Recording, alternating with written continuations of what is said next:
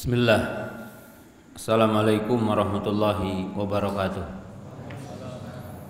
Alhamdulillah hamdan katsiran thayyiban mubarakan fih kama yuhibbu rabbuna wa yardah. Asyhadu an la ilaha illallah wahdahu la syarikalah wa asyhadu anna Muhammadan abduhu wa rasuluhu wa salatu wassalamu ala Rasulillah wa ala alihi wa ashabihi wa man tabi'ahum bi ihsanin ila yaumiddin. Amma ba'du. Ya ayyuhalladzina amanu taqullaha haqqa tuqatih wa la tamutunna illa wa antum muslimun. Kaum muslimin, para jamaah, para penuntut ilmu yang dimuliakan Allah Subhanahu wa taala. Pertama, marilah kita untuk senantiasa bersyukur pada Allah Subhanahu wa taala yang senantiasa menganugerahkan kepada kita banyak nikmat, terutama nikmat iman, nikmat Islam, nikmat kita berada di atas sunnah Rasulullah sallallahu alaihi wasallam, dan nikmat sehat sehingga pada kesempatan sore yang berbahagia ini kita dapat berkumpul di masjid yang mulia ini, di ma'had yang mulia ini. Yang kedua, ucapan terima kasih dan rasa syukur saya sampaikan ya secara khusus kepada Ustadz Abu Rufaidah dan kepada seluruh teman-teman para asatidah di Cianjur yang telah menjadi wasilah pada kesempatan sore hari ini saya bisa untuk bersilaturahmi ke ma'had ini dan untuk bisa ketemu dengan para jamaah di kota Cianjur ini, walaupun kajiannya di pelosok Cianjur, di pinggiran Cianjur. Ya, insyaallah nanti kalau saya kesini kajiannya di perkotaan insyaallah. Kaum muslimin, para jamaah, para penuntut ilmu yang dimuliakan Allah Subhanahu wa taala, judul yang diminta oleh panitia adalah tegar di atas sunnah atau al-istiqomah. Al-istiqomah ala sunnah. Al-istiqomatu ala din, yaitu istiqomah di atas agama, istiqomah di atas sunnah. Kaum muslimin jamaah yang dimuliakan Allah Subhanahu wa taala, istiqomah bermakna as-sabat wal luzum al-haq. Istiqomah yang arti sederhananya adalah sabat, teguh, tegar, tetap, yaitu teguh dalam taat kepada Allah, teguh di jalan Allah, teguh di atas sunnah. Istiqomah dalam agama Allah, istiqomah di atas Islam, istiqomah di atas sunnah, itu adalah amalan yang agung, amalan yang mulia. Tapi istiqomah di akhir zaman itu perkara yang sulit. Pahala orang yang istiqomah memang pahalanya sangat agung, pahalanya sangat mulia. Sebagaimana Allah berfirman pada surah Fussilat, Allah berfirman, innal ladzina qalu rabbunallah tsumma istaqamu tatanazzalu alaihimul malaikatu alla takhafu wa la tahzanu wa abshiru bil jannati allati kuntum tu'adun nahnu awliyaukum fil hayatid dunya wa fil akhirah walakum fiha ma tashtahi anfusukum walakum fiha ma tad'un.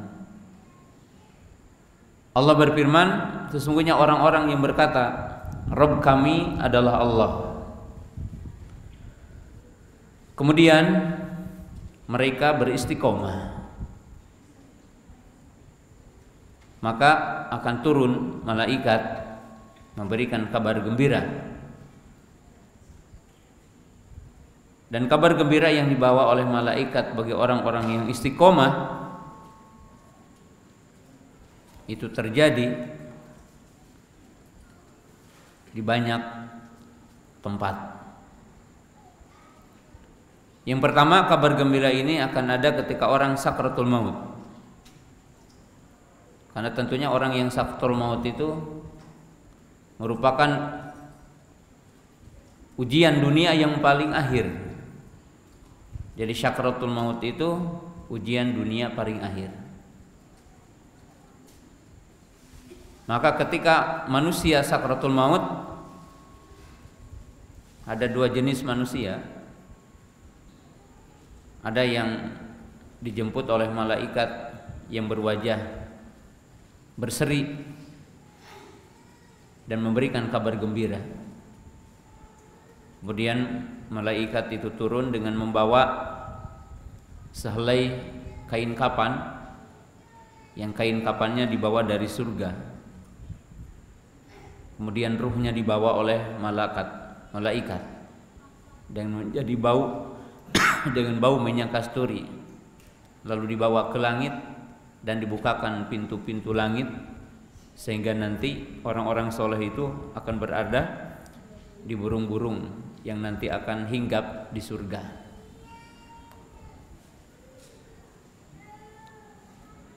Dan malaikat itu memberikan kabar gembira, Allah takhafu wala tahzanu.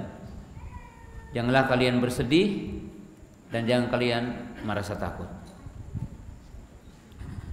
Sementara orang-orang yang kafir, ahlu maksiat, maka akan didatangi oleh malaikat yang berwajah bengis, yang sekaligus dia akan menampar muka-muka orang yang kafir, kemudian akan membawa kain kapan dari neraka dan dibawalah. Tapi ruh orang yang kafir itu tidak wangi seperti minyak kasturi. Mereka akan terasa bau sehingga pintu-pintu langit terhalang dan dibawa ke neraka. Itu perbedaan. Maka orang-orang yang istiqomah di jalan Allah Ta'ala, istiqomah di atas sunnah Nabi Sallallahu Alaihi Wasallam, itu akan mendapatkan kabar gembira. Allah takhafu wa la tahzanu. Ketika sakratul maut. Kemudian kabar gembira itu akan datang ketika seseorang berada di alam kubur. Dan alam kubur adalah awal dari semua kehidupan. Apabila baik maka setelahnya akan baik, apabila buruk di alam kubur maka buruk setelahnya, atau yang setelahnya akan lebih buruk. Maka disebutkan dalam hadis tentang orang-orang yang beriman, dalam potongan hadis ketika ditanya, apa yang kau tahu tentang orang ini, yaitu Muhammad SAW, maka ia mengatakan, aku beriman kepadanya dan aku beriman dengan apa yang dibawanya. Maka malaikat itu mengatakan, nam solihan, tidurlah kamu dengan nyenyak. Wa yufsiha qabrahu sab'una dira'an, kemudian akan diluaskan kuburannya dengan 70 hasta. Wa yunawwiru lahu minurin, dan akan diberi cahaya di alam kuburnya. Kemudian dalam potongan hadis itu dikatakan, dan akan diperlihatkan kepadanya neraka. Jadi diperlihatkan kepadanya neraka terlebih dahulu. Kemudian dikatakan oleh malaikat, sesungguhnya Allah telah menggantinya dengan ini. Artinya telah menggantinya dengan surga. Maka orang-orang beriman ketika di alam kubur diberi kabar gembira tentang surga dengan kata-kata alla takhafu wa la tahzan wa absyiru bil jannati allati kuntum tu'adun. Maka orang-orang yang beriman berkata, ya Allah, percepat hari kiamat. Jadi orang-orang beriman yang ada di alam kubur meminta kepada Allah agar menyegerakan hari kiamat. Karena semua kenikmatan yang didapatkan di alam kubur itu tidak ada taranya dengan kenikmatan yang akan didapatkan di surga, di alam akhirat. Maka mereka ingin cepat. Sementara orang-orang yang tidak istiqomah di jalan Allah, mereka orang-orang yang kafir, orang-orang yang musyrik, orang-orang munafik, ketika ditanya oleh malaikat Munkar dan Nakir, apa yang kau tahu tentang orang ini? Maka dikatakan hahu-hahu. Jadi penghuni kubur itu menjadi gagap dan ia mengatakan, aku mendengar orang mengatakannya ini dengan ini. Jadi mereka tidak meyakininya. Faduriba bimitraqaqun min hadidin, maka dipukullah oleh palu dari besi, yaitu di antara dua pelipis telinga ini. Wa yasihu sayhatan yasma'uhu ahlu ad-dunya illa as-saqilan, yakni al-jinnu wal insu. Maka dipukullah oleh palu dari besi, maka menjeritlah dengan jeritan yang keras, terdengar oleh seluruh makhluk di muka bumi ini kecuali jin dan manusia. Jadi kita tidak bisa mendengar rintihan, ratapan penghuni kubur yang diazab. Dan itu pun hikmah Allah kepada hambanya. Karena kalau kita mendengar jeritan, rintihan penghuni kubur ketika diazab Allah, maka mungkin kita akan menjadi orang-orang yang stres. Ya, mungkin setiap hari kita merasa takut, akan merasa gundah dengan itu semua, tapi Allah merahasiakannya, tidak memperdengarkan kepada kita. Kemudian penghuni kubur yang diazab, maka disempitkanlah kuburannya, sehingga ada yang dinamakan dengan dogtoh. Maka bahasa Cianjur, remek semua tulang belulangnya. Kemudian diperlihatkan kepadanya surga, sehingga di kala itu ya, semua orang-orang itu melihat surga, keindahannya. Tapi kata malaikat, sesungguhnya Allah telah mengganti bagimu tempat kamu ini adalah ini, neraka. Maka disebutkan dalam Quran bahwa Fir'aun dan keluarganya yang sama agama dengannya dan mengikuti kekufurannya akan diperlihatkan surga, akan diperlihatkan kepadanya neraka kepada mereka, yaitu pagi dan sore. Itu azabnya. Maka orang-orang yang istiqomah itu akan diberikan ketenangan di alam kubur, karena malaikat memberikan kabar gembira, alla takhafu wa la tahzanu wa absyiru bil jannah. Demikian kabar gembira ini akan didapatkan ketika berada di arasatul qiyamah, ketika matahari mendekat 1 mil dan manusia dikumpulkan di bumi yang baru yang terhampar luas. Yauma tubaddalul ardu ghairul ardi was samawat, ketika Allah telah menukar bumi dengan bumi yang baru, artinya bumi yang bukan seperti kita lihat hari ini, bumi yang ada sungainya, bumi yang ada lautnya, bumi yang ada gunungnya, bumi yang terhampar kita lihat, akan dirubah oleh Allah Ta'ala. Disebutkan dalam hadis, warna bumi itu yaitu baydun naqi, yaitu putih kemerah-merahan. Wa tadnu syamsu qadra milin, dan matahari mendekat 1 mil. Yuhsyarun nas yaumal qiyamati hufatan uratan gulla. Pada hari itu manusia akan dikumpulkan dari alam kubur dan ditiupkan sangkakala oleh malaikat Israfil, wa nufikha fis-sur wa sa'iqa man fis samawati wa man fil ardi illa man sya'allah. Ini tiupan yang pertama hancurnya alam semesta. Tsumma nufikha fihi ukhra fa idzahum qiyamun yanzurun. Kemudian akan ditiupkan sangkakala yang kedua, maka tiba-tiba manusia nanti akan keluar dari alam kuburnya. Jadi Allah Ta'ala mengembalikan ruh manusia ke jasadnya kembali, yaitu pada fase yang berikutnya itu. Maka dikumpulkanlah manusia di alam mahsyar, dan manusia dalam keadaan yang dinamakan hari yang penuh dengan ujian terbesar, perjalanan ar-rasatil qiyamah, padang mahsyar. Matahari mendekat 1 mil. Dan manusia wajahnya akan berbeda-beda, cara jalan dari alam kubur ke ar-rasatil qiyamah berbeda-beda. Ada yang dengan kakinya dan dimuliakan Allah, ada yang dengan wajahnya, ada yang wajahnya berseri, ada yang wajahnya hitam kelam. Yauma tabyaddu wujuhu wa taswaddu wujuh. Allah berfirman, di antara manusia ada yang dikumpulkan dalam keadaan wajah putih, bersih, cemerlang.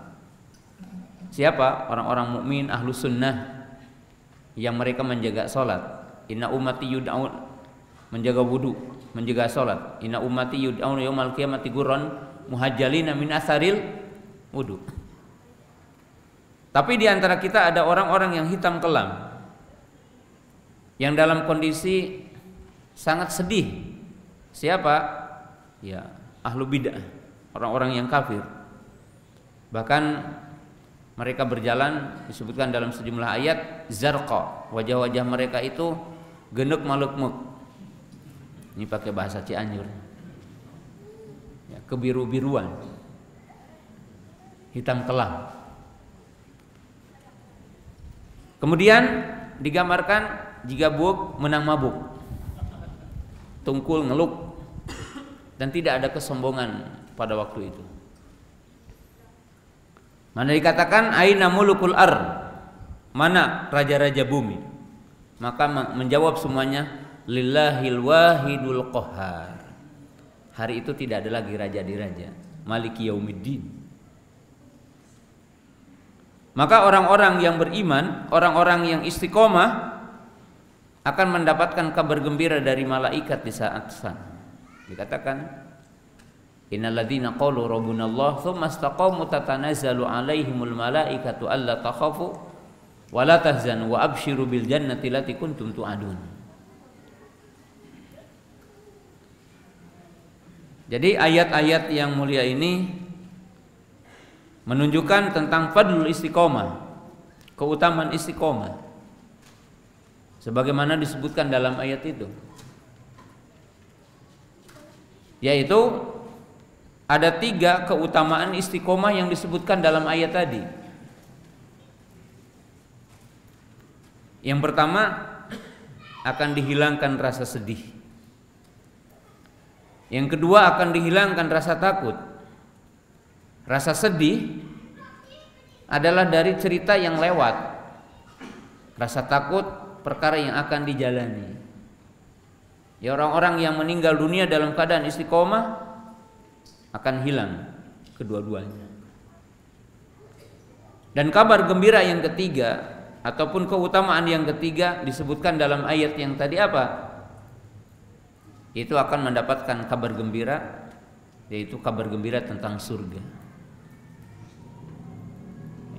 Wa absyiru bil jannati allati kuntum tu'adun. Kabar gembira dari Allah Subhanahu wa taala bagi orang yang istiqomah. Istiqomah.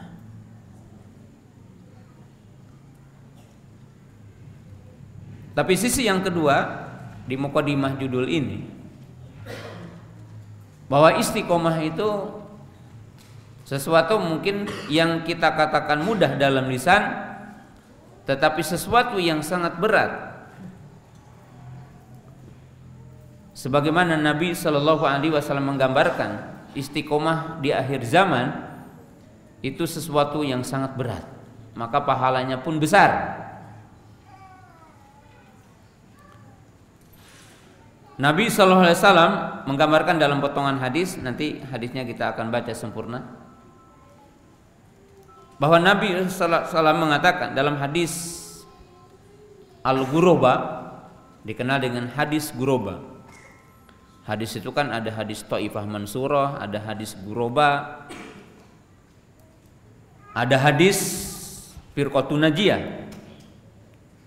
Dalam hadis yang dikenal dengan hadis Ghuraba, hadis yang menjelaskan ghurabatul Islam, hadis yang menjelaskan tentang asingnya Islam, maka dalam potongan hadis itu dikatakan al-qabidu alaihima kal qabidi ala jamr,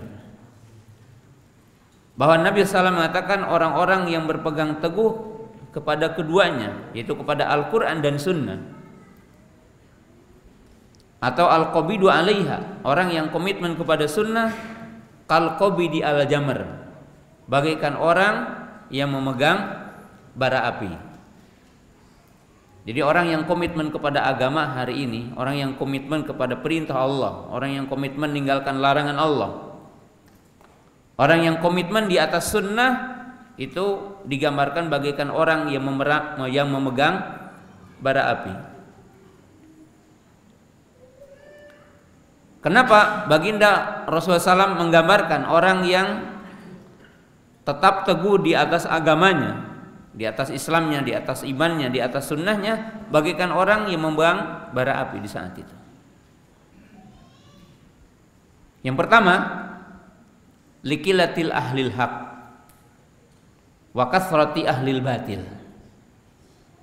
Karena di saat itu begitu sedikitnya orang-orang yang berada di atas kebenaran, dan begitu banyaknya orang-orang yang berada di atas kebatilan. Jadi orang yang berpegang teguh kepada sunnah sedikit, orang yang berpegang teguh kepada hak itu sedikit, orang yang berpegang teguh kepada kebenaran itu sedikit. Pelaku-pelaku ta'ah itu semakin sedikit, pelaku-pelaku maksiat semakin banyak. Ini makna dari hadis ini. Karena qillah, sedikitnya.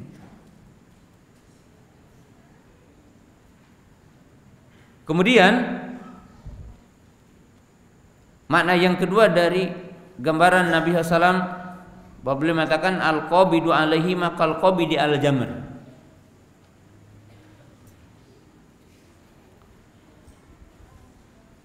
Min tabi'ati at-tamassuk bil haq saqil.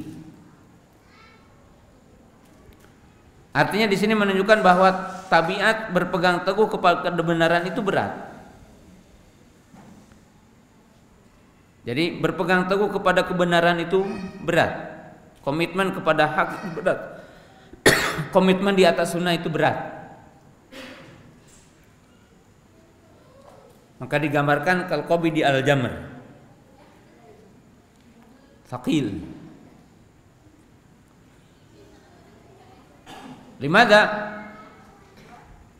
Likasratil hawa. Sawun kana hawa tata'allaq bil ma'asi, sawaun kana al hawa tata'allaq bisyubuhat. Kenapa? Para jamaah yang dimuliakan Allah Ta'ala, para ibu, para bapak yang dimuliakan Allah Ta'ala, kenapa orang berpegang teguh kepada kebenaran itu berat?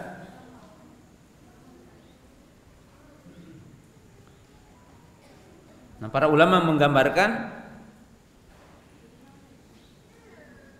karena tabiatnya ahlul haq ini harus menyelisihi pengikut hawa nafsu. Dan fitnah hawa nafsu ada dua. Fitnah hawa nafsu yang berkaitan dengan maksiat, perzinahan,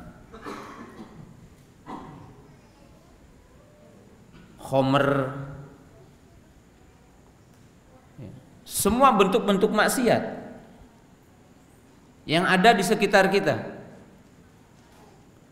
Ketika banyaknya manusia condong kepada maksiat, kemudian antum sendiri untuk menyelisihi semuanya. Kemudian yang kedua adalah hawa nafsu berkaitan dengan syubhat, penyimpangan-penyimpangan, kesesatan-kesesatan. Orang yang istiqomah berarti yang bagi alaihi an yujahidan nafsah fi taatillah, fi tariqi sunnah. Maka orang yang istiqomah dia dituntut untuk memerangi hawa nafsunya sendiri, untuk berjihad melawan hawa nafsunya, mengendalikan hawa nafsunya dari semua fitnah yang ada di depannya. Ya, ketika antum mungkin berada di satu negara, di satu daerah, di satu kampung yang begitu banyak orang melakukan maksiat, begitu banyak orang melakukan penyimpangan, antum dituntut untuk istiqomah sendiri gitu. Atau sejumlah orang saja. Maka berarti melakukan mujahadah, melakukan jihad fi taatillah. Jadi melakukan jihad dalam taat kepada Allah Subhanahu wa taala.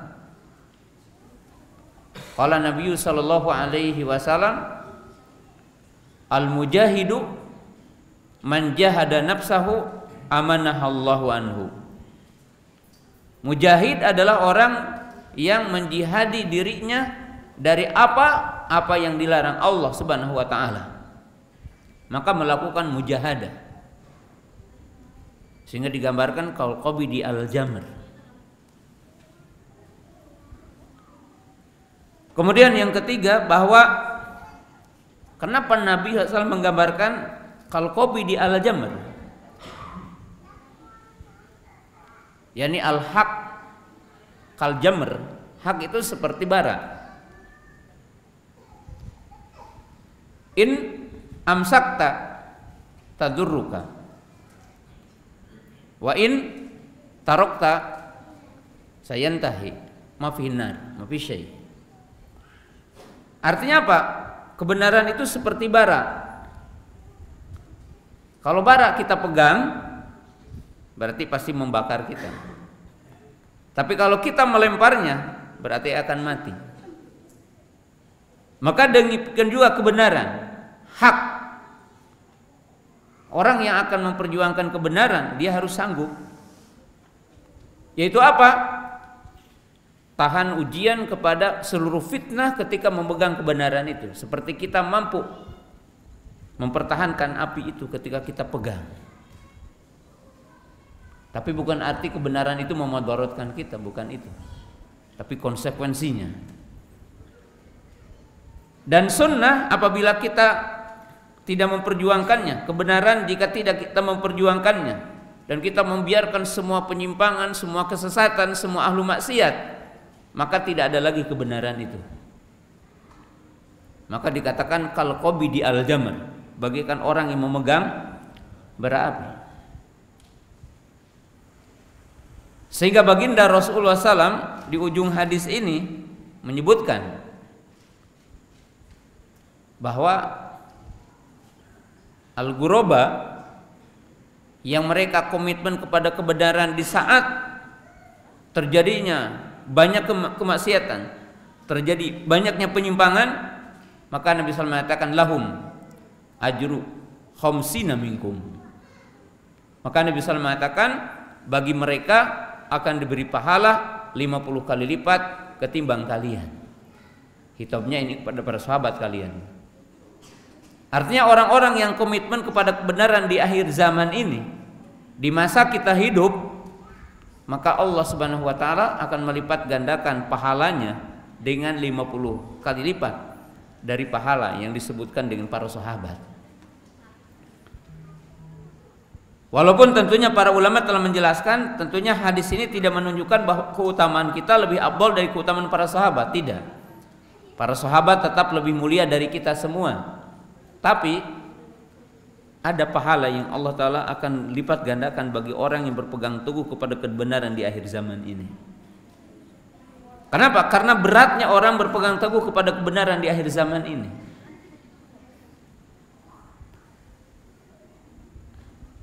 Nabi Sallallahu Alaihi Wasallam menjelaskan dalam potongan hadis yang saya akan jelaskan ini.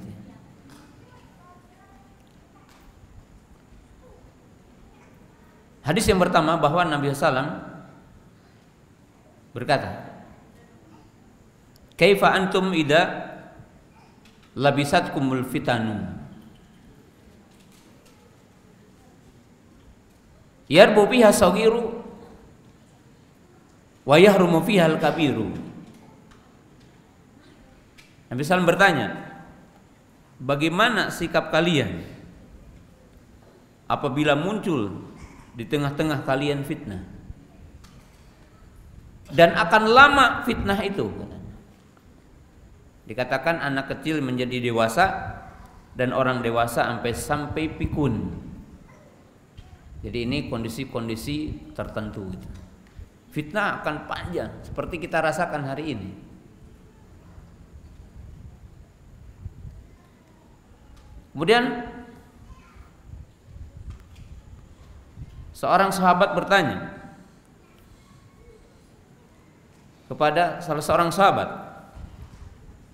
"Mata takunu dzalika ya Aba Abdurrahman?" Ini pertanyaan kepada Abdullah bin Mas'ud. Kapan katanya itu terjadi? Jadi fitnah yang seperti ini, fitnah yang dahsyat. Faqala, "Idza dhahabat ulama'ukum, idza kasurat khutba'ukum wa qallat ulama'ukum."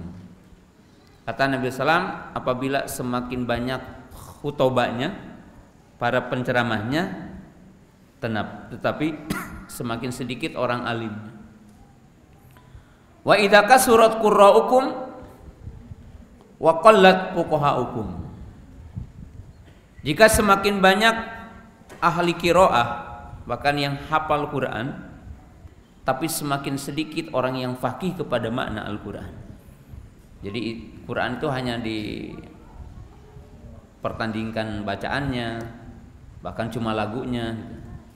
Kemudian juga semakin banyak orang yang hafal Quran, tapi udah hafal Quran udah aja berhenti. Padahal para ulama itu mengatakan hafal Quran itu awal dari ilmu. Wa idza kasurat umara'ukum wa qallat umana'ukum. Dan apabila semakin banyak para pemimpin, jadi menunjukkan memang akan terjadi negeri Islam itu akan terbagi ke negeri-negeri yang terpisah, tidak dalam satu khilafah. Tapi semakin sedikit yang amanahnya, artinya pemimpin-pemimpin yang amanah semakin sedikit. Itu baru 3. Qala wal tumsidud dunya bi amalil akhirah. Dan apabila semakin banyak orang mencari dunia dengan amal akhirat, artinya orang melakukan interaksi amal ibadah, tapi tujuannya toh dunia. Ya, seperti sekarang mungkin orang rajin sholat malam, pingin jabatannya naik gitu. Orang puasa pingin kebal, ya, pingin kebal. Bahkan mungkin kita sering dapatkan, alhamdulillah setelah saya umroh, toko saya jadi 2. Ya. Walaupun tidak diingkari dan kita mengimani, bukan tidak diingkari saja, kita mengimani bahwa semua amal soleh itu sebab rizki, tapi tidak jadi tujuan utama. Bahkan sekarang ini dijadikan konten di YouTube kan, orang pergi umroh dari mulainya supaya terkenal gitu kan, sampai berangkat di sananya apa saja gitu kan. Ustadz mau ngaji juga sekarang dari mulai itu di mana, ya, hanya untuk konten. Ini menunjukkan wal tumitudunya bi amil akhirah. Kemudian Nabi SAW mengatakan poin kelima apa? Wa tufuqi hafi qairidinillah. Dan yang kelima kata Nabi SAW, ketika semua orang tafakuhnya tafakuh dunia, tidak tafakuh akhirat, maka ini fitnah yang akan menimpa kepada umat ini. Ya, saya sering jelaskan contoh gitu ya. Kalau antum perhatikan orang belajar ya, dari pagi sampai siang, les bahasa Inggris, les matematika, les fisika.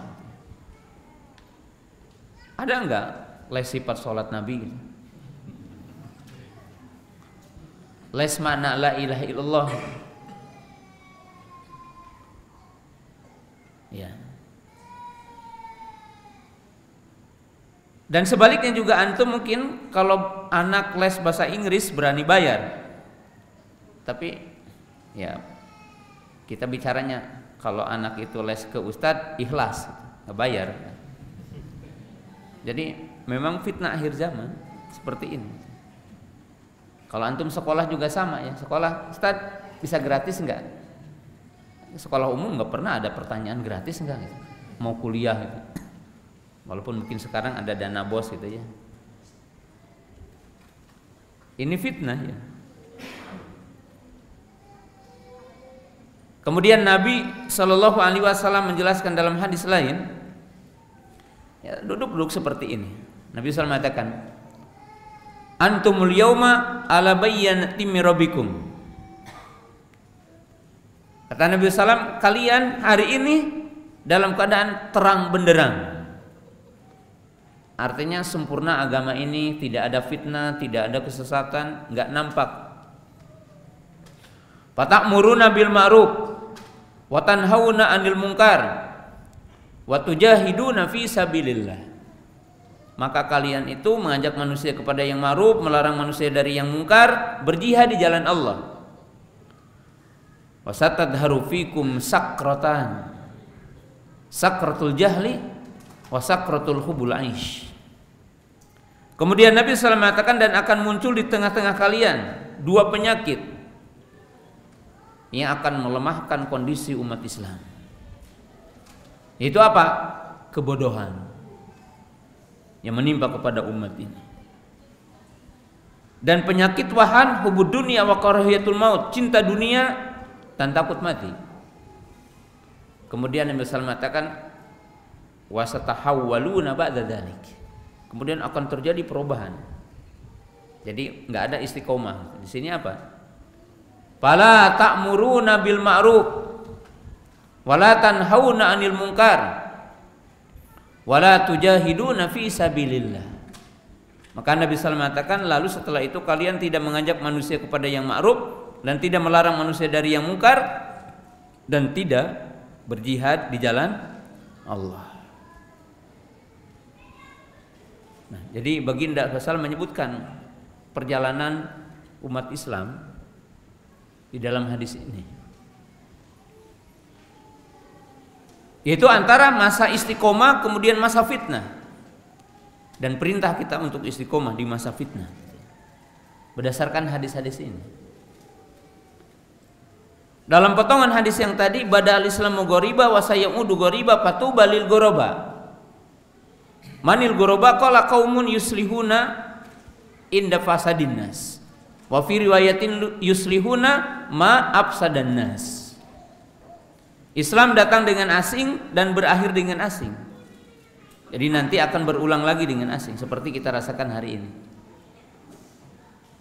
Maka Nabi SAW mengatakan, berbahagialah bagi orang-orang yang diasingkan. Siapa kaum ghuraba itu? Nabi SAW meredaksikan dengan dua redaksi. Redaksi yang pertama, orang yang membereskan dirinya tetap istiqomah ketika telah terjadinya kerusakan. Jadi di saat orang lain condong kepada maksiat, condong kepada bid'ah, condong kepada kesesatan, dia tetap istiqomah, maka dinamakan ghuraba. Yang kedua tentunya lebih afdal dari yang pertama. Siapa?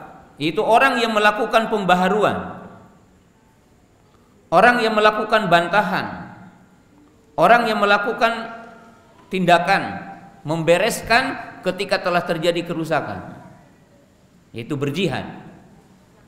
Seperti apa ya? Membuat sekolah, membuat lembaga, maka ini dinamakan ghuraba, islah. Tidak hanya memberes dirinya tetapi membereskan orang lain, amar ma'ruf nahi munkar. Nah, jamaah kaum muslimin yang dimuliakan Allah Subhanahu wa taala. Nabi SAW menyebutkan dalam hadis ini bahwa Gharabatul Islam tanqasimu ila qismain. Asingnya Islam itu ada dua jenis atau ada dua kondisi. Gharabatul Islam baina sairil adyan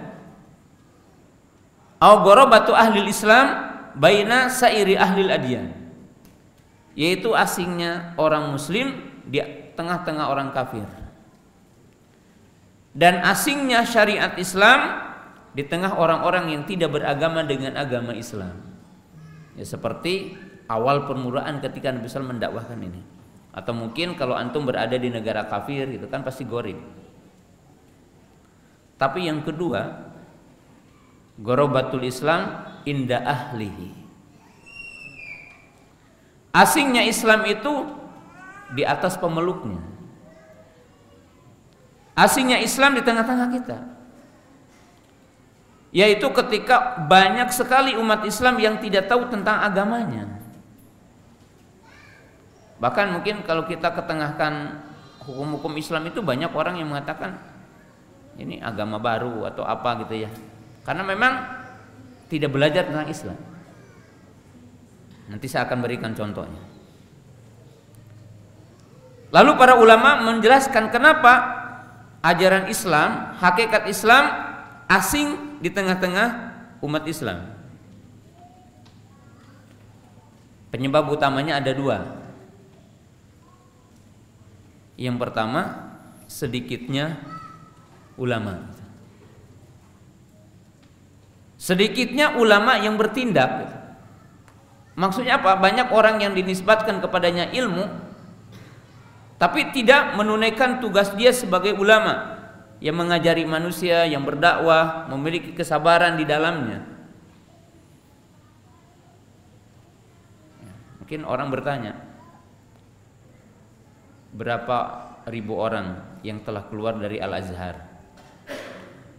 Berapa ribu orang yang telah keluar dari Jamiah Islamiyah? Berapa ribu orang yang telah keluar dari berbagai perguruan tinggi Islam di dunia? Kalau kita tanya, berapa yang keluar itu yang ada di medan dakwah, memiliki kesanggupan, kesabaran untuk melakukan dakwah? Ya. Para sahabat ridwanullahi ta'ala alaihim, setelah wafatnya Nabi SAW, mereka melakukan rihlah ke dunia. Ada yang ke Yaman, ada yang ke berbagai negara, melakukan rihlah, perjalanan untuk berdakwah. Jadi semakin sedikitnya orang yang berilmu, semakin sedikitnya orang yang berilmu yang menunaikan tugasnya untuk berdakwah, sehingga kejahilan itu menjadi bagian yang merata di tengah-tengah umat Islam. Ya, bukan hanya di negeri kita, di negeri yang begitu dekat dengan pokok turunnya Islam. Yang kedua, minimnya himmah, motivasi orang muslim belajar Islam. Jadi sedikit sekali umat Islam yang punya motivasi besar belajar Islam. Kalau antum introspeksi antum sendiri yang hadir dengan saya hari ini, jangankan orang yang mungkin jarang ngaji, beda ya antara belajarnya kita dengan belajarnya para sahabat. Coba antum introspeksi. Antum tahu wudu, sengaja ingin tahu wudu, atau kebetulan Ustadz Abu Rupaidah atau siapa mungkin di sini, oh wudu kayak begitu ya, dari rumahnya nggak pernah ingin tahu wudu gitu, ingin tahu akidah sengaja gitu ya. Belajar pakai niat jarang ya, kita belajar pakai niat. Pokoknya duduk di majelis, kebetulan bahasanya itu ya kita ikut aja. Tapi kehidupan para sahabat di saat itu kehidupan yang sangat indah. Belajar itu natural. Mereka belajar bagaikan ingin makan dan minum. Kalau kita haus, cari air. Kalau kita lapar ya cari nasi, makan. Nah, para sahabat seperti itu. Para sahabat itu kalau istilah sekarang itu learning to know, belajar sepanjang masa, belajar tanpa ditentukan dengan dinding, tembok atau masjid, tapi belajar di setiap tempat, di setiap waktu. Coba lihat ya, belajar para sahabat itu kan indah ya. Coba antum pernah belajar kitab Bulughul Maram ya, indah. Imam Ibnu Hajar itu memilih hadis-hadis yang menggambarkan gambaran Islam dari seluruh sisi kehidupan. Banyak hadis-hadis yang punya kisah tentang ilmu. Coba hadis pertama, hadis Abu Hurairah tentang air laut. Para sahabat pergi ke laut dan tidak membawa air tawar kecuali sedikit. Mereka mengatakan kalau pakai minum tidak bisa wudu, kalau pakai wudu tidak bisa minum. Lalu kasus ini dibawa kepada Nabi SAW dan menceritakan, boleh enggak kami berwudu dengan air laut? Maka Nabi SAW tidak mengatakan iya, tidak mengatakan jangan. Beliau mengatakan hukumnya langsung. Huwa tahuru ma'uhu wal hilu maitatuhu. Air laut itu suci airnya dan halal bangkainya. Nanya satu jawabannya dua, dikasih bonus. Selesai masalahnya.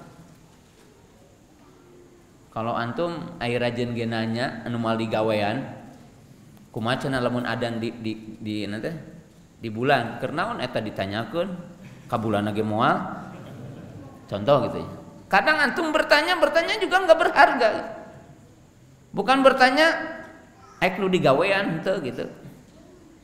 Bukan bertanya yang kita akan lakukan. Kadang-kadang tidak faedahnya kita bertanya.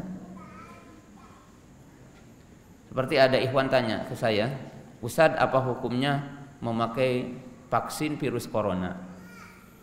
Udah tahu kalau kita naik pesawat tidak bisa nanya. Kata saya jawabannya apa? Wajib. Coba kalau kita bertanya itu yang ya nominal gitulah, yang berbobot gitu. Beda dengan kehidupan para sahabat.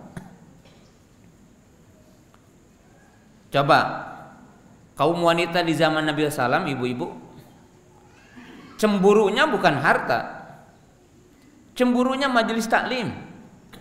Lihat dalam Sahih Bukhari, bab guru membuat waktu untuk perempuan saja. Jadi boleh ustadz bikin pengajaran khusus untuk wanita. Dibikin bab oleh Imam Bukhari. Para sahabiah, istri-istri para sahabat mengadu kepada Nabi SAW. Ya Rasulullah, ghalabana alaina rijal. Telah mengalahkan kepada kami kaum lelaki. Berilah kami mau'id untuk menyampaikan engkau ilmu. Maka Nabi SAW menjanjikan kepada mereka. Pas dikasih ilmu yang menakutkan mereka.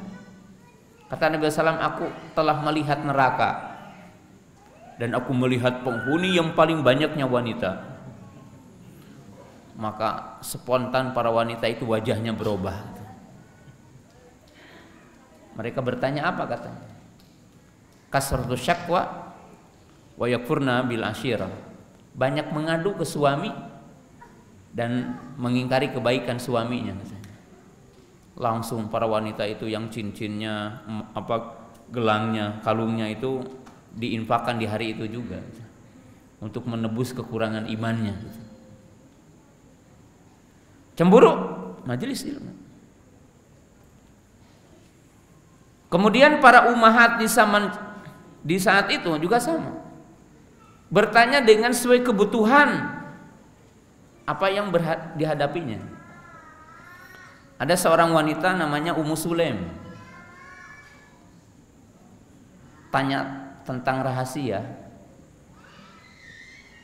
Mungkin menurut kita perempuan nggak layak nanya seperti itu. Saking perlunya untuk ditanyakan, dan ini adalah perkara yang sifatnya sekret, pakai muqaddimah pertanyaan. Ya Rasulullah, innallaha la yastahyi minal haq. Hal alal mar'ati min ghuslin idh hiya ihtalamat? Qala na'am idza ra'atil ma. Wahai baginda Rasulullah, apakah wanita, dikasih muqaddimah dulu katanya. Sesungguhnya Allah itu tidak malu akan kebenaran. Ya, saya juga tidak malu nanya kebenaran gitu. Supaya tidak malu, muruahnya terjaga, maka muqaddimah ini. Apakah wanita harus mandi kalau dia mimpi? Maka Nabi SAW mengatakan iya, kalau ia melihat air maninya. Ummu Sulaim nanya lagi, memang wanita keluar air mani katanya. Entah kenapa dia tanya itu gitu ya. Apakah dia tidak pernah merasakannya atau seperti apa gitu. Maka Nabi SAW menjawab dengan akal, logika. Dan di sini menunjukkan bahwa guru boleh memberikan jawaban dengan logika. Ya, logikanya di bawah dalil subhanallah tentu. Beliau mengatakan pamin aina shibhu. Wahai Ummu Sulaim, lamun perempuan tidak mengeluarkan air mani, di mana eta budak percis makna itu. Jadi dia berkata, ketika bertanya maka Nabi SAW menjawab apa Pak? Kalau wanita tidak mengeluarkan air mani, mana mungkin ada anak persis ibunya. Ada yang persis karakternya, persis cara berjalannya, persis wajahnya. Berarti itu gen dari air mani ibunya. Baru Ummu Sulaim itu paham. Tanya sederhana, tidak perlu taklim seperti ini, tidak perlu tabligh akbar gitu ya. Natural ilmunya. Saya berikan contoh terakhir di sini. Ada namanya wanita, namanya Fatimah binti Abi Hubeish. Dia terkena penyakit istihadah. Mendatangi Aisyah untuk bertanya kepada Nabi SAW. Qalat Aisyah tu, ja'at Fatimah tu binti Abi Hubeish, bintu Abi Hubeish, ila Nabi SAW. Faqalat, ya Rasulullah, ini imra'atun ustahadut fala athuru, apa ada isolata? Qala Nabi SAW, la, dzalika irkun, walakin da'i salata qadra kunti tahidina fiha, fa idza adbarat haidatuki faghsili ankidam wa sholli. Saya itu katanya wanita yang terus keluar darah. Jadi tidak berkaitan dengan waktu-waktu tertentu ya. Mungkin kan para wanita udah kenal ya. Ada 7 hari, 8 hari terbeda-beda ya. Tapi waktunya tetap, namanya haid. Tapi ini Fatimah binti Abi Hubeish itu keluar darah setiap hari sepanjang bulan. Maka beliau ini datang kepada Nabi SAW meminta fatwa. Apakah aku harus meninggalkan sholat selamanya? Maka Nabi SAW mengatakan tidak. Itu hanya irq. Ya, irq ini kalau sekarang itu penyakit kista lah gitu. Penyakit yang ada di bagian urat yang ada di rahim. Ya. Sekarang mungkin disebut dengan istilah penyakit kista atau semacamnya. Kata Nabi SAW, tidak, kamu harus tetap sholat, tapi tinggalkan sholat di hari-hari yang kamu biasa haid. Apabila telah pergi hari-hari yang kamu biasa haid, maka mandilah, kemudian sholatlah. Selesai masalah. Yaitu apa? Kalau wanita istihadah, dia memiliki kebiasaan sebelum istihadahnya. Pokoknya ibu-ibu bertahun-tahun sehat, biasa haid di awal bulan 7 hari. Tiba-tiba tahun berikutnya terkena istihadah. Maka si ibu tersebut atau si wanita tersebut meninggalkan sholat di hari pertama di bulan pertama, atau maaf, di hari-hari pertama di bulan tertentu 7 hari. Selama 7 hari itu tidak boleh sholat, tidak boleh berjima, tidak boleh puasa. Jika telah pergi hari-hari yang biasa haid, maka dia mandi, yaitu mandi janabah dari haid, kemudian sholat kembali. Selesai. Nah, ini menunjukkan bahwa berkah dalam kehidupan para sahabat. Mereka bisa istiqomah, mereka bisa berada dalam banyak kebaikan, berkah dalam hidup mereka karena berada di sisi mereka ilmu, dan mereka senantiasa bersama dengan ilmu. Tapi kita hari ini sebagaimana digambarkan dalam hadis itu, pernah gak antum sekarang merasakan ilmu seperti antum butuh makan? Pernah antum gak menimbang bahwa ilmu itu seperti antum butuh minum? Bahkan Imam Ahmad mengatakan kebutuhan manusia kepada ilmu itu melebihi kebutuhan kita kepada makan dan minum. Kalau antum itu termasuk RW 06, orang yang rewog makannya, sehari cuma 3 kali. Itu yang makannya banyak. Makan sehari pun masih kita bisa hidup. Tapi ilmu ma'ati dadil anpas. Ilmu itu dibutuhkan selama napas kita ada. Dan dalam semua sistem kehidupan kita itu ilmu itu harus ada.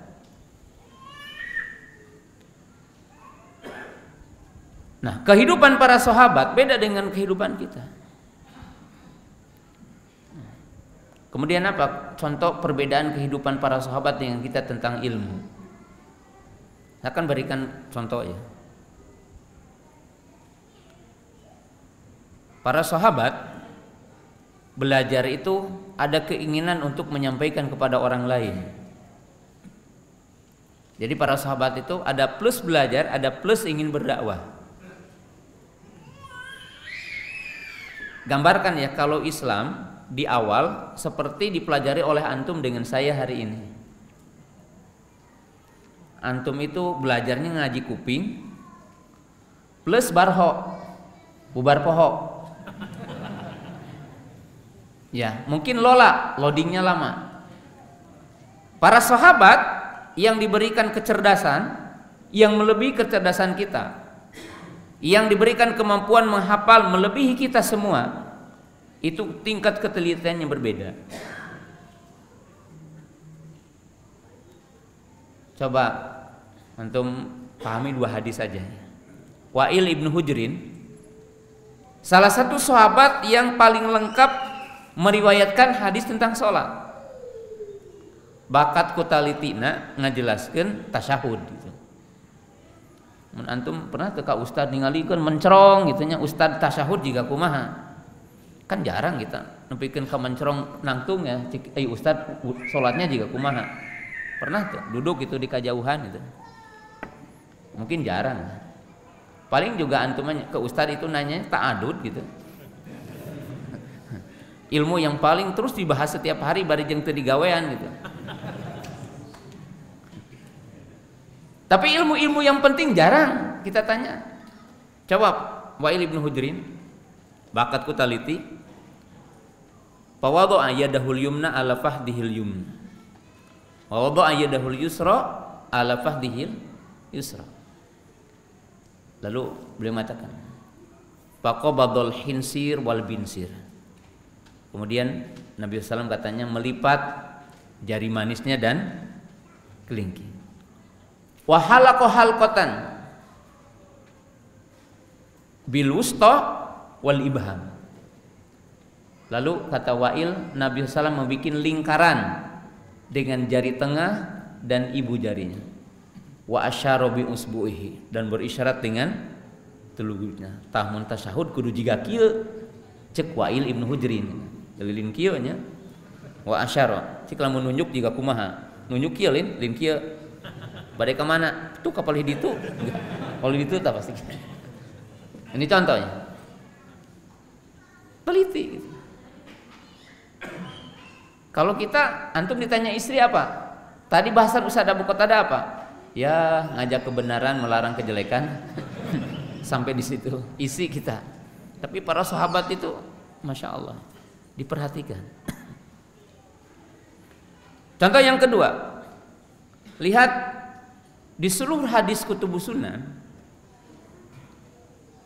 kalau menampilkan bab wudu pasti akan meriwayatkan 2 rawi tentang sifat wudu, Utsman dan Abdullah bin Zaid.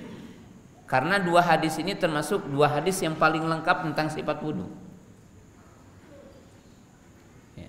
Kalau antum baca hadis 40 hadis seputar hukum yang dikarang oleh Imam Al-Mundhiri, Abdul Adim Ibnu Abdul Qawi Al-Mundhiri, itu dimuatkannya hadis Abdullah bin Zaid.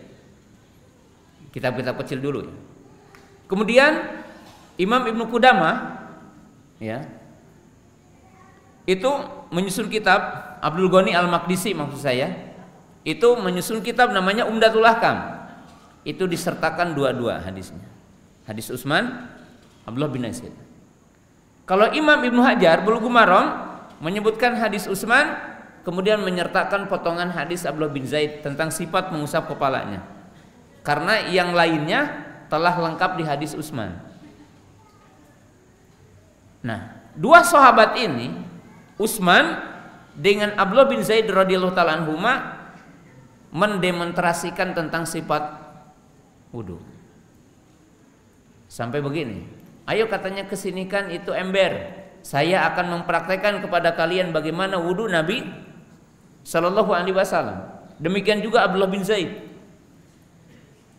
Sampai Utsman ini mengeluarkan statement, demikianlah aku melihat Nabi Sallam berwudu katanya. Jadi seolah-olah lamun maraneh hayang wudu jiga Rasul, tah jiga kieu nu ku uing dicontohkeun. Cek saya tata cek Utsman. Meyakinkan kepada orang bahwa inilah wudu seperti wudu Nabi Sallam. Praktek kita. Jadi itu para sahabat dengan ilmu. Sehingga tingkat keistiqomahan mereka berbeda dengan istiqomah kita hari ini.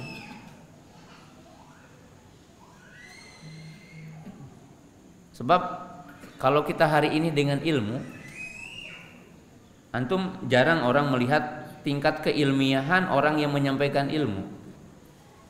Kalau kita hari ini enak katanya ada gurauannya gitu, baru dikatakan wah ini penceramah sesuai dengan kita. Yang kedua apa? Bahasanya tersusun, bukan nilai ilmiah dan dalilnya. Walaupun sudah barang tentu orang yang menyampaikan dalilnya harus memiliki sifat yang tadi, tapi kita terkadang yang dinilainya bukan yang paling urgen, ya, meninggalkan yang urgennya, tingkat keilmiahannya, karena kita tidak terbiasa kita belajar ilmiah.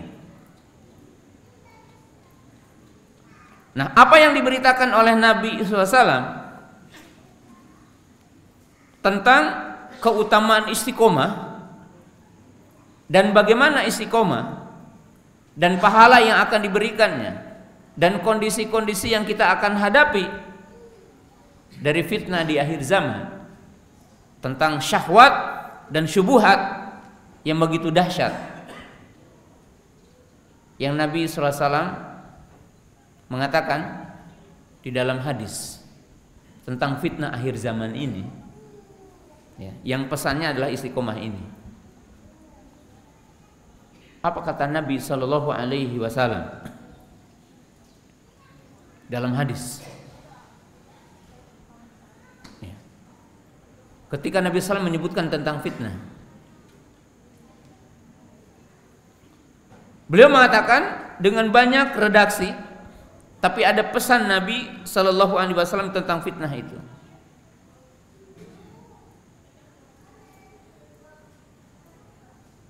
Nabi SAW mengatakan apa? Yusbihu rajulu mu'mina wa yumsi kafira, wa yumsi mu'mina wa yusbihu kafira, yabi'u dinahum bi'aradi minad dunya. Ketika Nabi SAW menyebutkan dahsyatnya fitnah di akhir zaman, maka Nabi SAW mengatakan nanti akan muncul orang-orang yang terkena fitnah. Dan saking dahsyatnya fitnah, kata Nabi SAW, mungkin seseorang pagi harinya masih mukmin, tapi sorenya telah kafir. Mungkin seseorang sorenya masih beriman, paginya telah kafir. Dia menjual agamanya dengan fitnah dunia ini, dengan secuil gemerlapan dunia ini. Berarti para ibu, para bapak yang dimuliakan Allah Subhanahu wa taala, ya, menunjukkan istiqomah itu berat. Kenapa? Karena tantangannya dahsyat, rintangannya adalah dahsyat, fitnahnya adalah besar. Maka orang itu begitu berat akan istiqomah.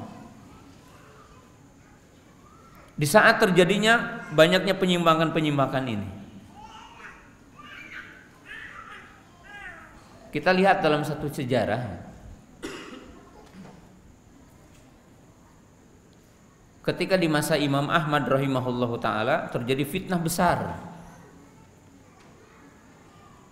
di mana Amirul Mukminin di saat itu mengatakan Quran makhluk. Semua orang yang mengatakan Quran kalamullah itu dipenjara, dibunuh bahkan. Maka lihatlah di sini istiqomah dan urgensi istiqomah. Di masa Imam Ahmad rahimahullahu taala bukan hanya orang awam, tetapi yang termasuk orang dinamakan berilmu di saat itu. Ketika ada satu fitnah dari pemimpinnya waktu itu, ujian yang sangat dahsyat, dituntut orang untuk mengatakan Al-Quran makhluk. Siapa yang mengatakan Quran kalamullah itu kena hukuman, dipenjara, dibunuh. Maka kaum muslimin termasuk orang alimnya terbagi kepada 3 kelompok.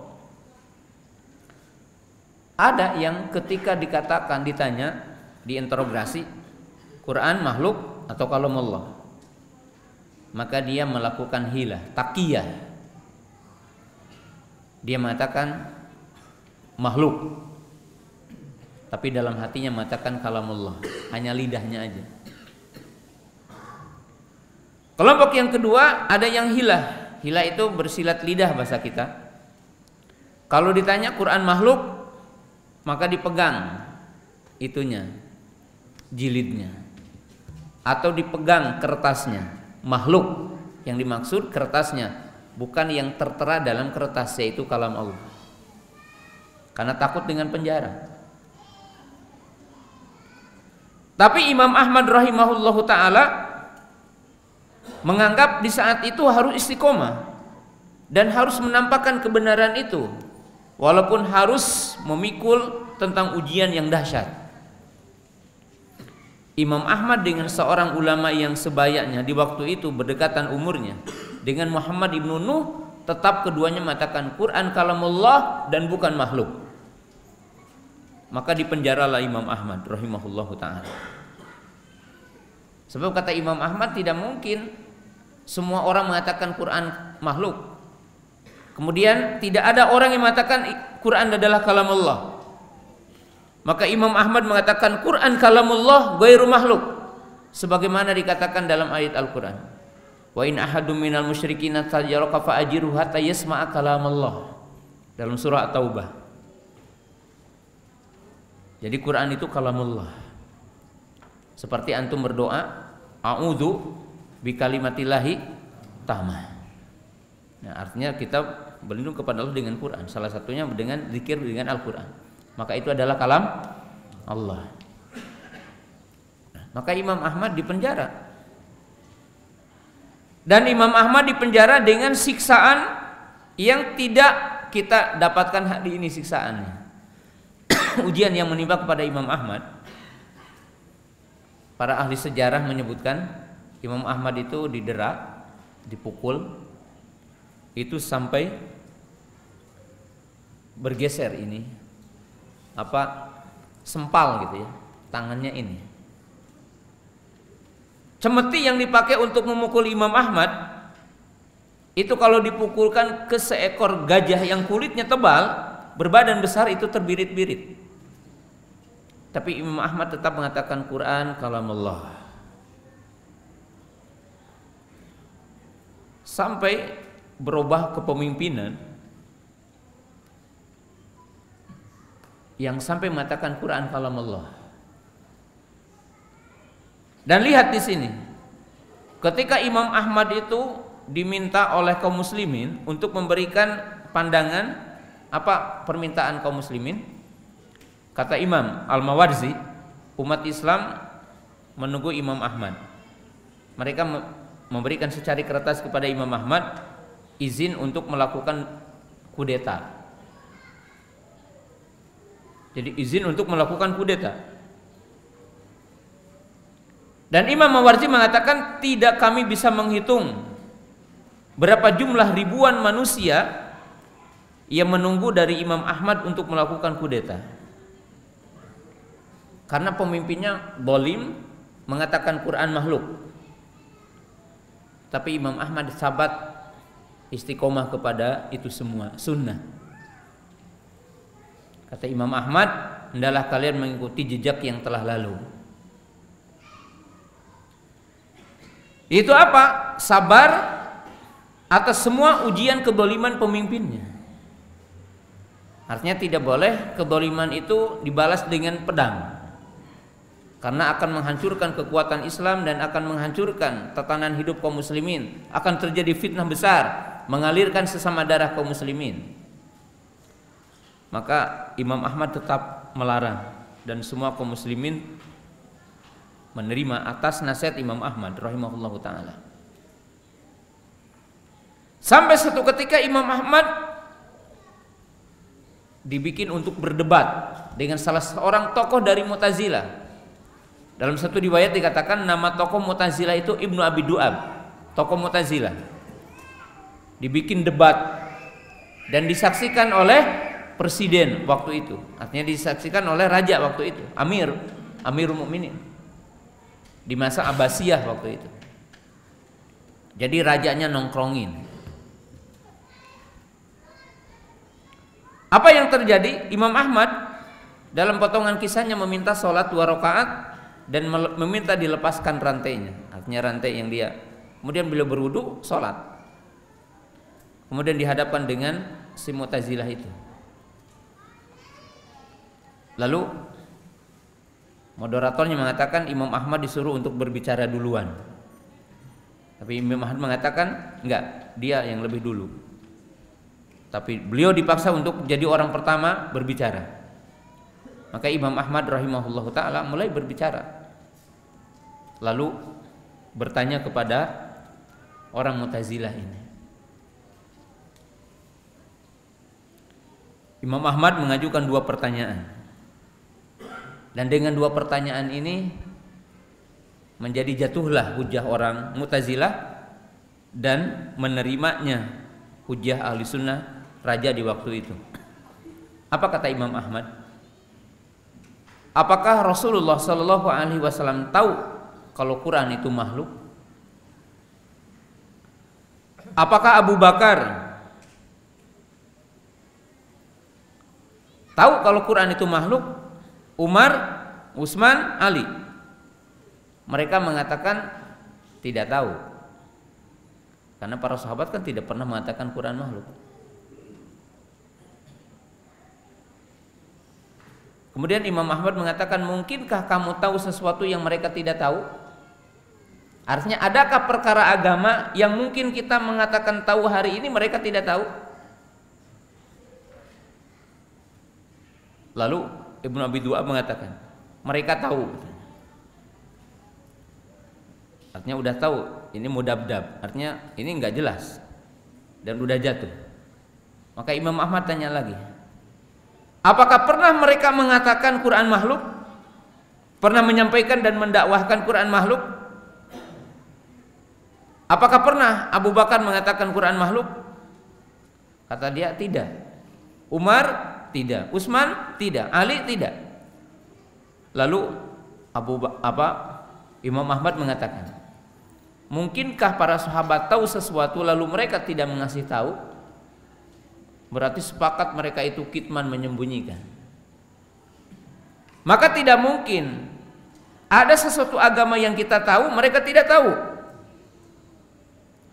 Kemudian tidak mungkin ada agama yang kita lakukan hari ini mereka tidak melakukannya. Tidak mungkin mereka tahu sesuatu dan mereka tidak melakukannya. Nggak mungkin. Lalu sang raja itu tersenyum dan keluar dari majelis, mundur ke belakang, yatalasam, sambil dia menutup mulutnya dengan kain imamahnya.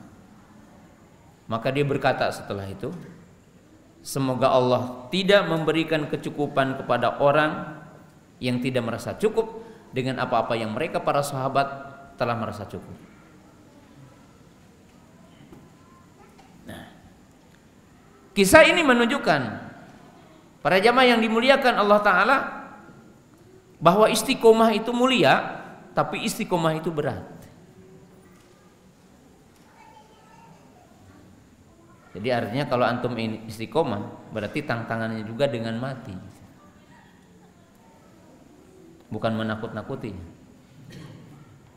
Tapi istiqomah itu jihad. Istiqomah itu berat, tapi pahalanya besar. Pahalanya besar. Mulia bagi orang yang istiqomah. Innal ladzina qalu rabbunallah tsumma istaqamu. Tsumma istaqamu.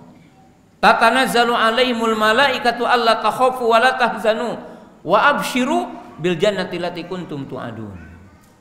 Itu pahalanya bagi orang yang istiqomah. Kemudian yang terakhir, mungkin antum bertanya,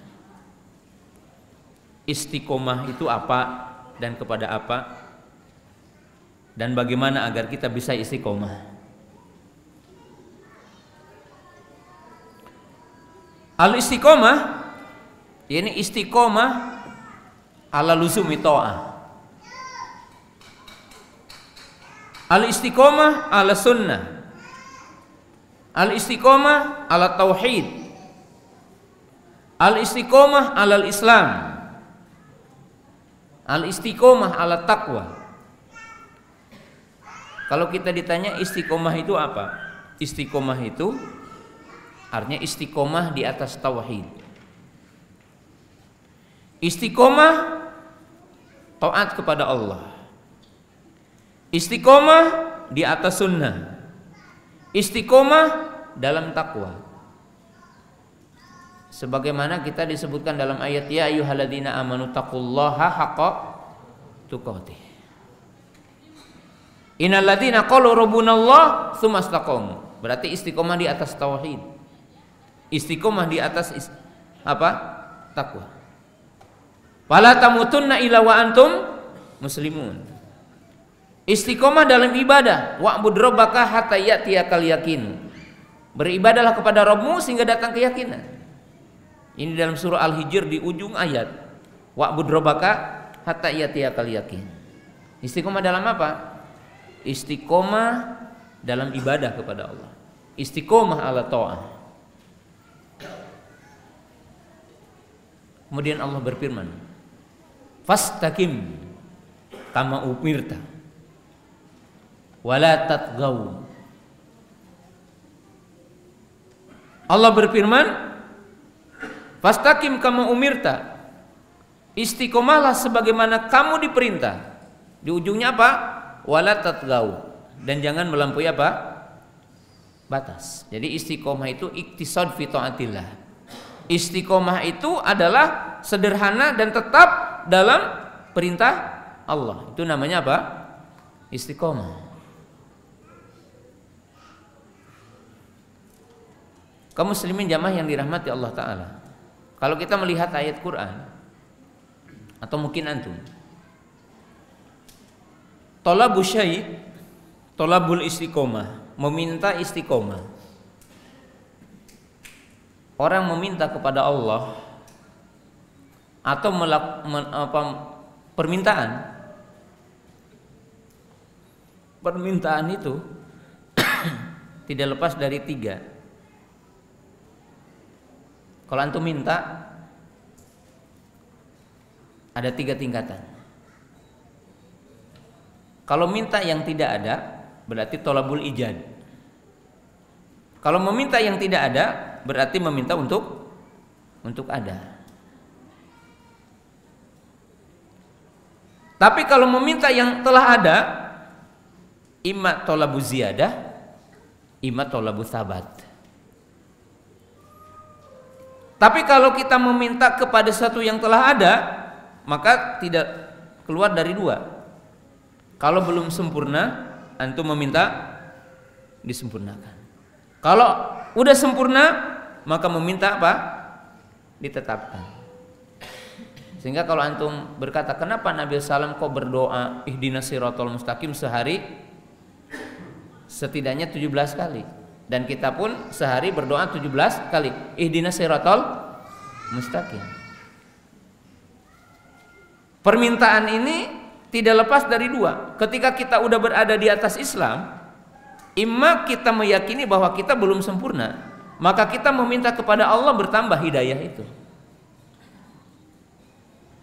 Kalau istiqomah itu telah ada dalam diri kita tapi tidak sempurna, berarti apa?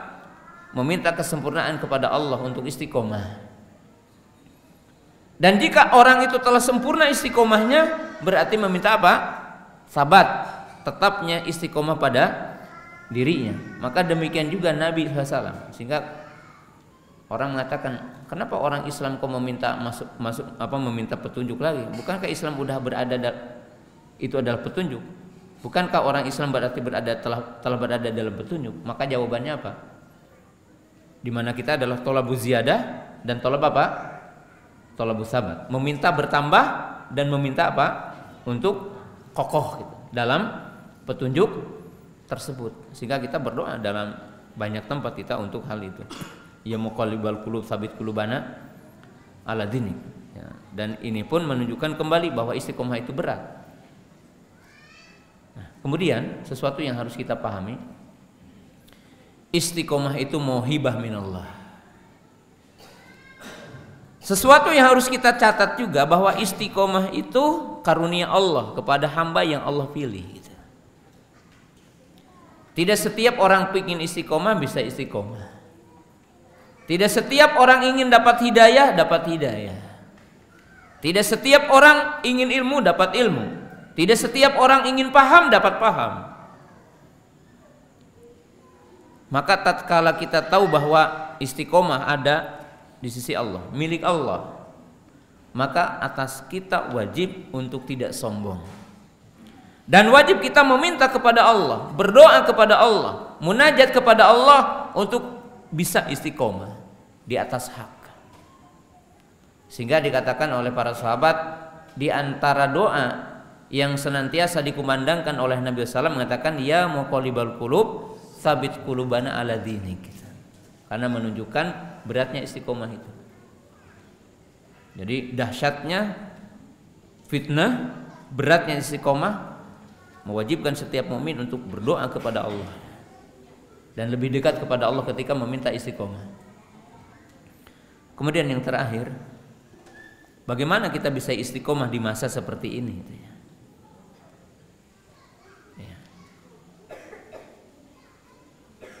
Kita bisa istiqomah dengan poin-poin tadi sebagiannya. Pertama, berdoa kepada Allah agar kita bisa istiqomah, doa. Yang kedua, beristiadah dari semua kesesatan yang ada. Jadi kita berlindung kepada Allah dari semua kesesatan yang ada, dari semua keburukan yang ada. Kita mendengar Nabi Shallallahu Alaihi Wasallam dalam hadis ya pernah bertanya juga, pertanyaan ini ditanyakan juga oleh Umar radhiyallahu taala anhu. Tahu enggak kalian yang akan menghancurkan agama kalian? Kata para sahabat, hanya Allah dan Rasulnya yang tahu. Kemudian Umar menyebutkan hadis Nabi SAW. Ada 3 yang bisa menyesatkan kita. Apa kata beliau? Zalatul alim,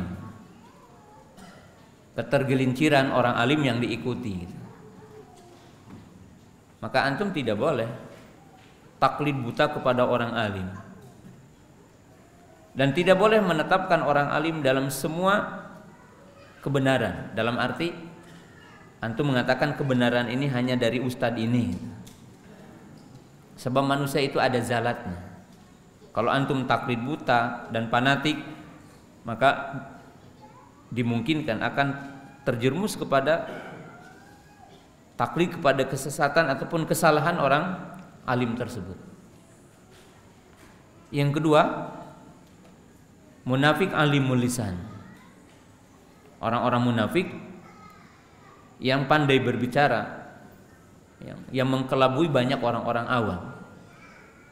Nah, orang-orang munafik ini salah satunya berhujah dengan Quran, tapi tidak tahu Quran. Seperti sekarang banyak orang berhujah dengan Quran.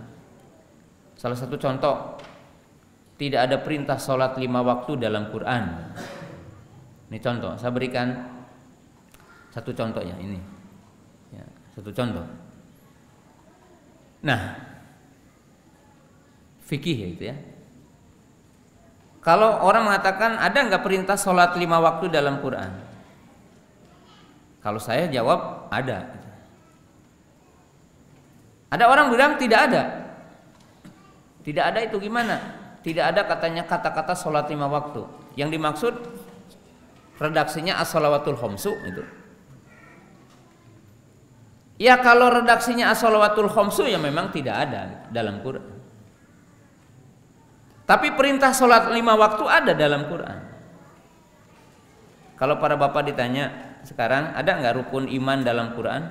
Yang 6 rukun iman. Kalau yang dimaksud bahwa Allah berfirman arkanul iman sittah itu. Kalau yang dimaksud bahwa Allah menyebutkan rukun iman ada 6 yang nggak ada dalam Quran. Ada nggak satu ayat yang menyebutkan dipahami langsung seperti dalam hadis al imanu billah wa malaikatihi wa kutubihi wa rusulihi wal yaumil akhiri wal imanu bil qadari khairihi wa syarrihi. Teu aya dina Quran ari nyebutkeun kitu mah gitu. Tapi rukun iman dalam Islam dalam Quran ada. Tapi dilahnya apa? Dilalah mutabaqah, dilalah tadammun, dilalatul istijab. Contohnya sederhana. Dalam Quran sering menyebutkan 2 rukun. Yu'minu billah wal yaumil akhir. Iman kepada Allah, iman kepada yaumul akhir. Maka mencakup 6 rukun. Sebab iman kepada Allah mewajibkan iman kepada malaikat, mewajibkan iman kepada kitab Allah, mewajibkan iman kepada Rasul Allah, mewajibkan iman kepada qada dan qadar. Bahkan iman kepada rububiyah Allah itu mewajibkan beriman kepada rukun iman yang 5. Jadi kalau antum beriman kepada rububiyah Allah, Allah sebagai Rabb. Apa itu? Pencipta, pemilik, pengatur. Ya. Allah sebagai pengatur ya ada para malaikatnya yang disuruh sama Allah kan itu mudabbir, malik. Karena dilalahnya mutabaqah, dilalahnya tadammun. Artinya itu memahami Quran. Jangan Quran dipahami oleh ahli sosiologi.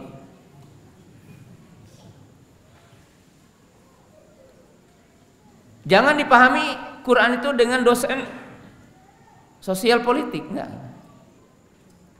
Dengan fikihnya. Sebab itu akan sesat. Nah, sekarang sholat 5 waktu. Mana dalil yang menunjukkan sholat 5 waktu ada dalam Quran? Jawabannya sederhana. Inna sholata kanat alal mu'minina kitaban mauquta. Sesungguhnya sholat itu telah ditetapkan bagi orang mukmin dengan waktu-waktu yang telah ditetapkan. Kata siapa? Allah.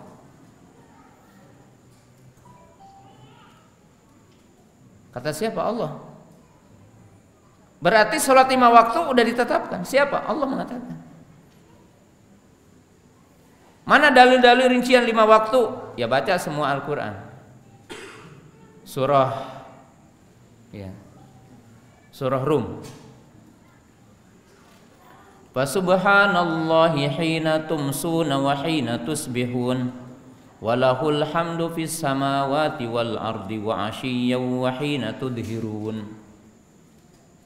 Fa subhanallah. Subhanallah ini tasbih salat. Karena salat ini banyak namanya. Dikatakan warka'u wasjudu kan salat. Hina tumsuna wa hina tusbihun. Apa itu?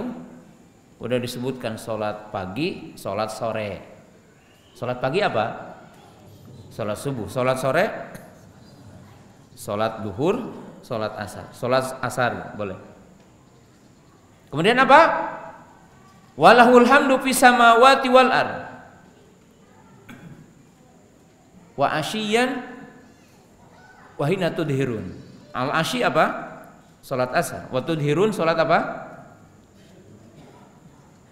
Salat apa? Ya salat duhur, kan gampang. Salat duhur. Jadi salat 5 waktu ada dalam ayat ini. Aqimis sholata liduluki syamsi ila ghasaqil lail. Apa itu? Salat duhur, salat asar, salat maghrib, salat isya, wa qur'anal fajr. Salat apa? Salat subuh berarti ada. Jadi begini, kalau agama pakai akal, ada enggak? Ada, ya menurut akal antum yang luas. Ada enggak? Tidak ada. Kata siapa? Kata ente yang sempit akalnya, kan gitu. Kan gampang. Ada enggak perintah sholat 5 waktu? Kalau saya ditanya ada. Kalau saya jawab, tidak perlu saya mengatakan ada dengan ayat tadi. Saya akan mengatakan atiullaha wa atiur rasul. Saya akan mengatakan sholat 5 waktu ada dalam Quran. Apa? Atiur rasul. Cek rasul khamsu shalawatin. Quran ngabejaan. Kudu taat ka rasul, cek rasul sholat 5 waktu. Berarti ayat-ayatna gitu. Ngecek saya tak jelema nu ngarti gitu. Lain dosen fisikanya ulah nanyakeun dosen fisika. Contoh yang kedua, saya berikan contoh. Masuk akal.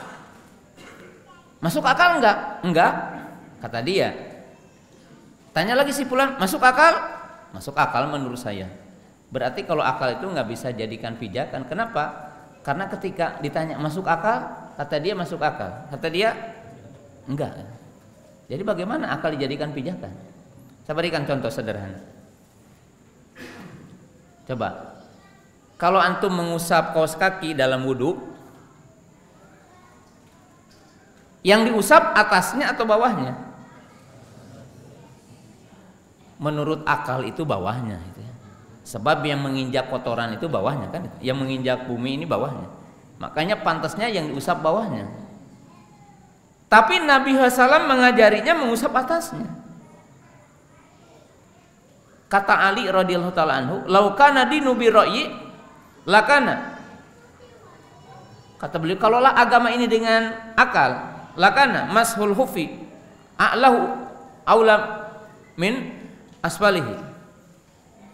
Apaan? Lakana asfalul hufi aula min mas'alah.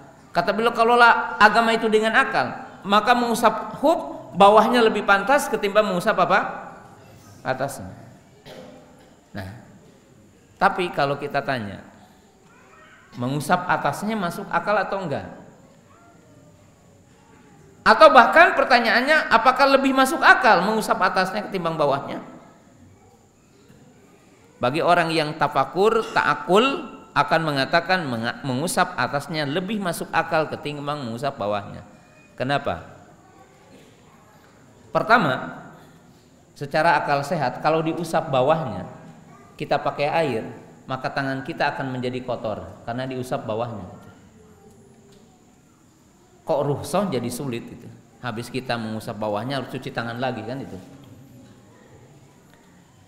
Yang kedua, mengusap bawah itu lebih sulit ketimbang mengusap atasnya. Coba antum sambil begini gitu.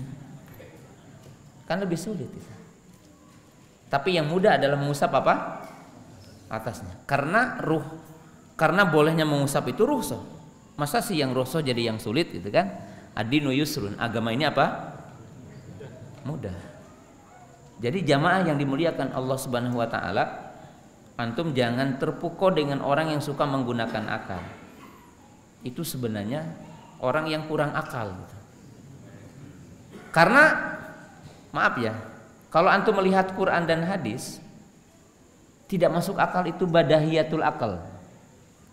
Yaitu apa?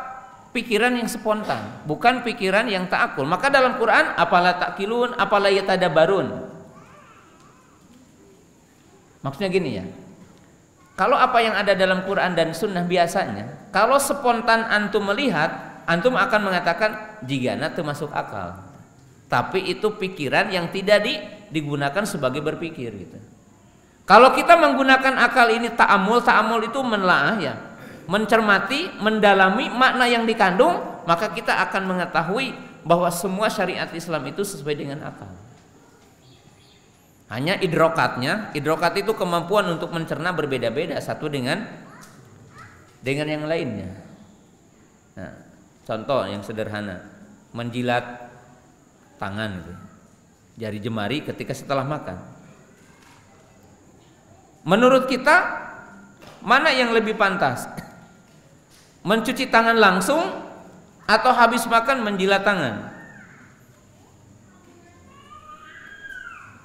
Mungkin ada orang mengatakan kayaknya kurang pantas katanya. Ada orang yang mengatakan jijik, ada yang mengatakan jika nu miskin wae gitu nya. Nu saeutik kot dihabiskeun umpamanya gitu ya. Secara akal. Ya. Tapi Nabi Hasalam menyebutkan hikmah yang kita tidak terbayang hikmah di dalamnya. Nabi SAW mengatakan karena Anda tidak tahu berkah dari makanan itu yang mana. Jadi lamun ku antum diperhatikan anu bakal pidagingan teh nu saeutik anu geus nu loba mana gitu. Kita tidak tahu dari makanan yang kita makan. Satu piring nasi itu yang tadi kita konsumsi sebelumnya yang mungkin 30 kali suap itu satu piring, yang tersisa sedikit. Yang berkah pidagingan yang mana? Urang teu apal gitu. Maka cek Rasul ulah dilalaikan eta nu saeutik bisi berkahna eta aya di dinya gitu. Jadi kita tidak tahu berkahnya di mana. Yang jadi daging itu mana gitu kan? Terkadang orang yang banyak makan terkadang badannya kurus tetap gitu. Ya, terkadang kita tidak tahu ya dari makanan itu mana yang berkah. Maka Nabi SAW mengajari kepada kita katanya, jangan engkau melalaikan berkah yang Allah Ta'ala rahasiakan. Berkah yang Allah rahasiakan. Jadi artinya makannya habis gitu ya. Kecuali bisi mun cabai wungkul mah ulahnya. Yang tersisanya cabai itu jangan. Terus yang kedua, ada hikmah yang kita tidak tahu kecuali orang melakukan penelitian. Ahli kedokteran mengatakan di tangan kita ini ada enzim itu yang bisa mempercepat busuknya makanan. Agar apa? Agar tidak penyakit mah gitu kan. Agar tidak terjadi penyakit lambung, bahwa makanan yang kita makan ini cepat busuk dan usus kita tidak terlalu berat untuk menggiling mencernanya. Berarti ada hikmahnya. Tapi terkadang akal kita yang terbatas mungkin tadi mengatakan jijik, mengatakan kayak orang miskin, sampai yang di tangan juga harus dijilat gitu kan. Tapi Nabi SAW menyebutkan hikmah di dalamnya. Nah ini din, agama gitu ya. Udah habis waktunya ya. Ya mungkin yang belum dijelaskan insya Allah kesini lagi insya Allah. Kapan-kapan. Tapi itulah mungkin sekilas apa yang saya bisa jelaskan tentang istiqomah. Wallahu ta'ala.